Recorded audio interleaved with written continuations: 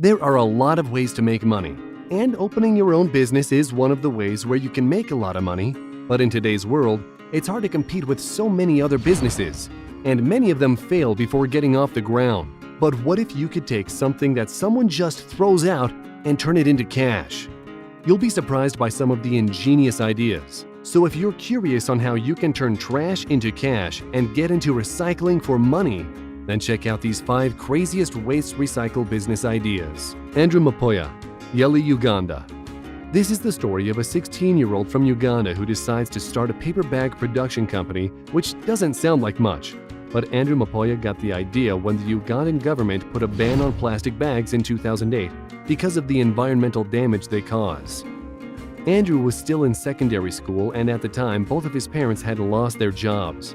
Things weren't looking good, and he didn't have any money to get started, so he figured out what he needed to get started on a small scale, which was 36,000 Uganda shillings, or US $14.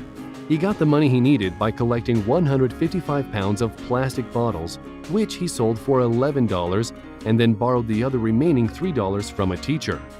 While gathering the money he needed, Andrew visited local shops and other businesses around that needed paper bags since the ban on plastic. Turns out that the demand was huge, and to this day still remains a big business. The next step was learning how to make the paper bags. So Andrew went online and learned by watching videos.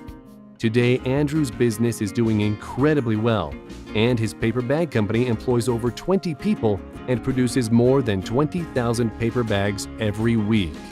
And all the bags are made by hand since Andrew cannot yet afford a machine. But he's got a long list of clients from restaurants, retail stores, supermarkets, medical centers, and even Samsung buys paper bags from him locally. In fact, his company, Yeli, has made around 1,000 niche bags for local electronics stores. In 2012, Andrew won a $30,000 prize award that is given to young African entrepreneurs. We're sure he's got a paper bag making machine now.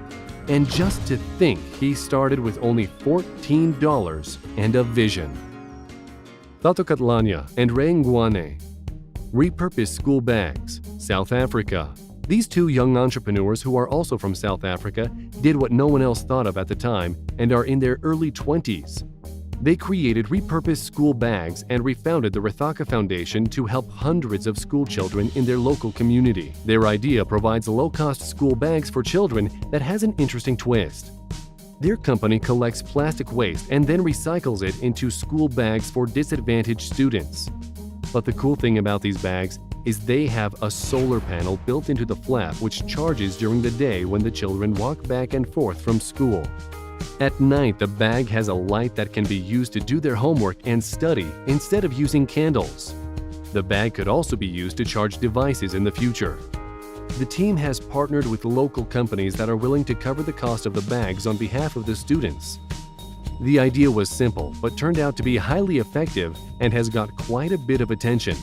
Tato and Rhea have been featured on several shows and international TV media. And in 2014, they were the first runner-up at the Anzisha Prize, a Pan-African award celebrating entrepreneurs ages 15 to 22 who have come up with an innovative way to solve problems in their communities. The best thing is that the recycled product gives a child something they couldn't otherwise afford, along with some dignity. And being able to carry your homework from school, not to mention the cool solar panel and built-in LED light. And by the way, if you're feeling generous, you can donate to help children get a repurposed school bag. We'll put the link in the description. Bethlehem Tilahan Alamu, Soul Rebels, Ethiopia. Bethlehem grew up in a poor village called Zenaborg in the suburbs of Addis Ababa, Ethiopia. Now, she is the founder and owner of the company Soul Rebels, which designs and creates some of the most popular and fastest growing African footwear in the world. Their footwear is unique because it's made 100% by hand using recycled materials like old cars, discarded clothes, and hand-loomed organic fabrics. The company has highly experienced local craftsmen that transform the recycled products into world-class footwear. The amazing thing is that the footwear now sells in more than 50 countries around the world, including the USA, Canada, Japan, and Switzerland. The company is highly popular and just a few years ago became the first footwear company in the world to be certified by the World Fair Trade Organization. Bethlehem started Soul Rebels in 2004 with less than $10,000 that she raised from family and friends. Now the company has more than 100 employees and nearly 200 raw material suppliers. By building this global brand, Bethlehem has become hugely successful and created jobs and improved her local community. She also now has several standalone retail outlets in North America, Europe, and Asia. Bethlehem has won several entrepreneur awards, including Young Global Leader of the Year 2011 and winner of Africa Awards for Entrepreneurship in the very same year. Imagine growing up poor and then getting the idea of taking the trash and recycling it and turning it into something that is not only useful, but is world-class, stylish, cool, and very popular. If you want to check them out, there's a link in the description. Lorna Ruto, EcoPost, Kenya. Lorna Ruto had a nice job working at a bank, but left her job in 2009 and started her own company called EcoPost, which is now one of Kenya's biggest plastic recycling businesses. Her company collects plastic waste from dump sites and garbage cans all across Nairobi. But here's the cool thing.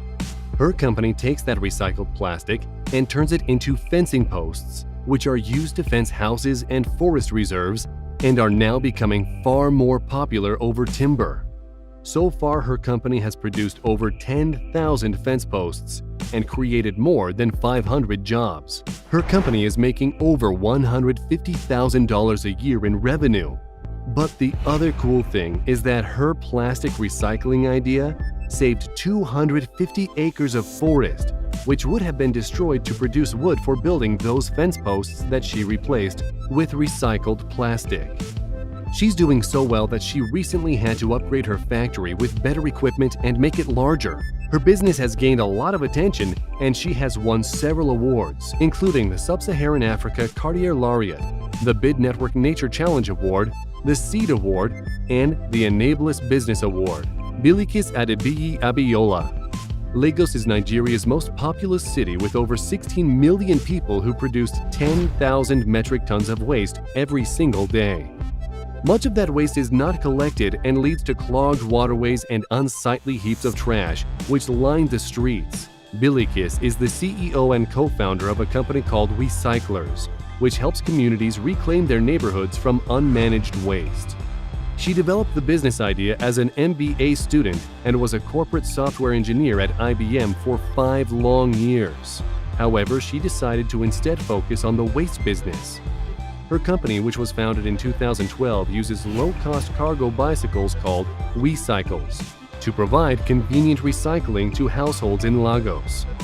And they have an SMS-based incentives program to get people involved.